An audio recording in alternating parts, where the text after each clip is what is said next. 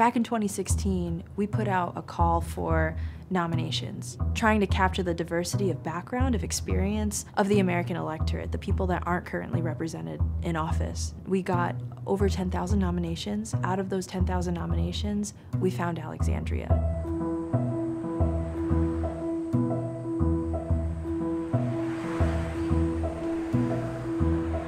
My brother told me that he had sent my nomination in the summer, but I was like, literally working out of a restaurant then, and I was like, there's no way. Her profile is not what you'd think of as someone who should run for office, right? I grew up with a really politically engaged and attuned family. We always were debating politics, talking about things, but we were never involved in the formal structures of politics. We saw these signs of someone who's willing to sacrifice their own future for the good of others. I remember some of the moments that I felt really dejected about politics, the extension of the Bush tax cuts in 2010, and seeing that the same people were financing all campaigns. And I was like, what is even the difference of a Democrat and a Republican? That was the depressing part, right? Yeah, exactly. And so I, like a lot of working people, felt that cynicism, and I understood it very deeply. 2016 represented a re-engagement.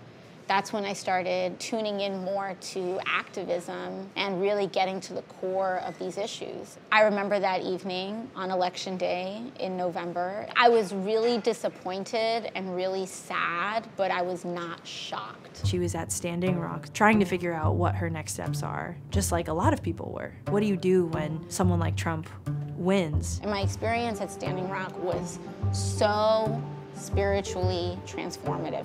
Being there in such an acute moral struggle, you really saw how it was more important than any material thing. And so I walked out of that camp and I was like, what do I do? And then literally that day, I get this email like, this is what you do. So Izzy, one of the people that was working with us at the time, called, and it was scheduled for 20, 30 minutes, and it went maybe an hour and a half. Like, you hadn't thought about running for office or anything at that point, right? No. You just knew you got to do something. I knew that I had to do something. Yeah, we would call people up and kind of walk them through the platform. We would try to call up folks that were like doing all kinds of amazing stuff, right? Every conversation would have a very awkward pitch at the end, because we'd like talk to them about like, oh, it's so great, you're like saving lives, you're fixing stuff in your community, and so do you want to run for Congress, maybe?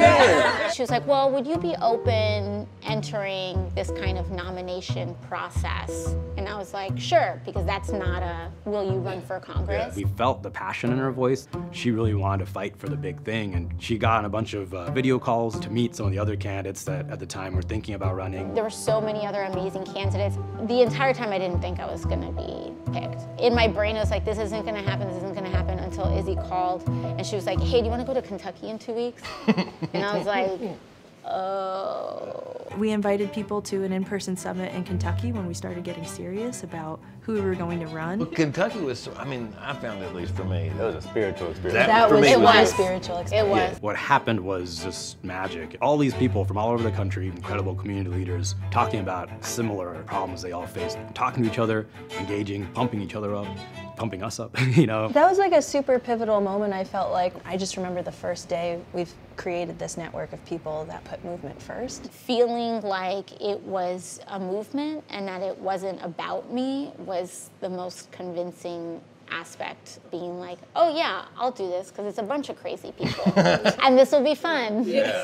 Because all of you got into this like movement first, that's defined, I mean, your actions since you got elected, right? And everyone else is like, man, this is weird. Why are you doing all this weird stuff? Well, it's because it's a different, you didn't come in. it's a different start. Yeah. There's so much reaction to the divergence that our actions represent in DC, but really they've been consistent the entire time. It's just that people, they weren't paying attention. Right. Yeah, just like the only thing that's changed is that people pay attention now. I've literally been live streaming my life and our political actions since 2016. Yeah. I've literally been movement first and accountable to social movements the entire time I've been running for office. Right.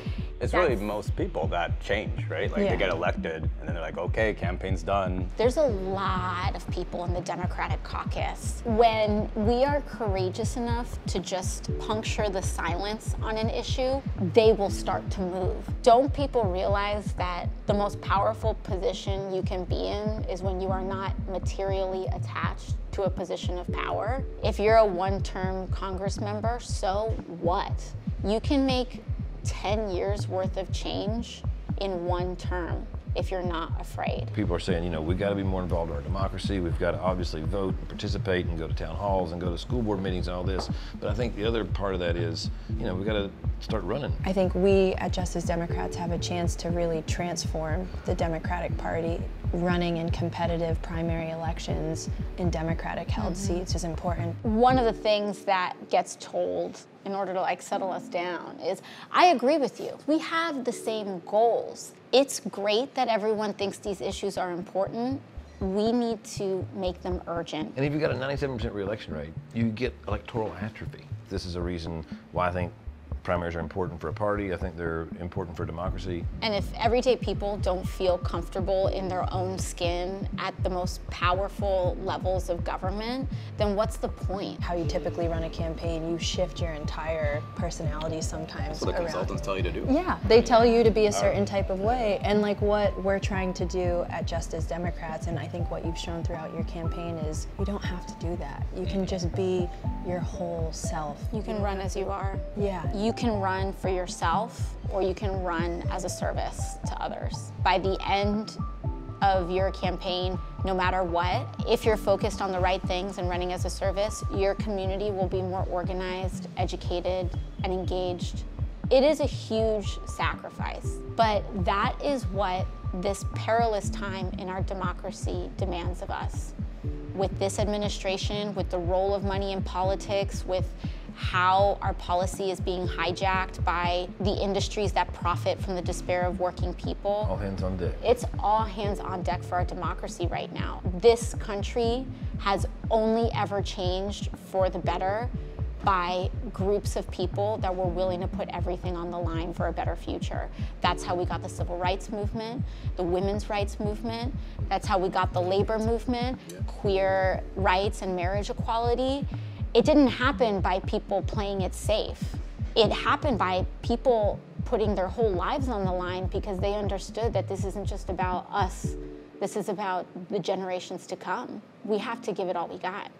We now have proof. Running on a bold vision, running a grassroots campaign, being a part of a larger movement that is bigger than your own personal ambitions can and will succeed. The House of Representatives is supposed to be the people's house. It's 435 people that are there to represent the needs and the will of the American people. The only way that we're ever going to be able to change the structures of power in our highest levels of government is if we can get people like you that are closest to the community into the halls of power to talk about these big ideas, a Green New Deal, expanded and improved Medicare for all, ending poverty. If you feel like, hey, why me? You know, I don't have the background experience, I've never held public office, that's exactly why you should run, right? Justice Democrats is trying to find people who have some examples of self-sacrifice, of integrity, real service that you've put in, more than how much money can you raise or who are the people that you know. Everybody knows someone in their life that is already an amazing public servant. Nominate that amazing public servant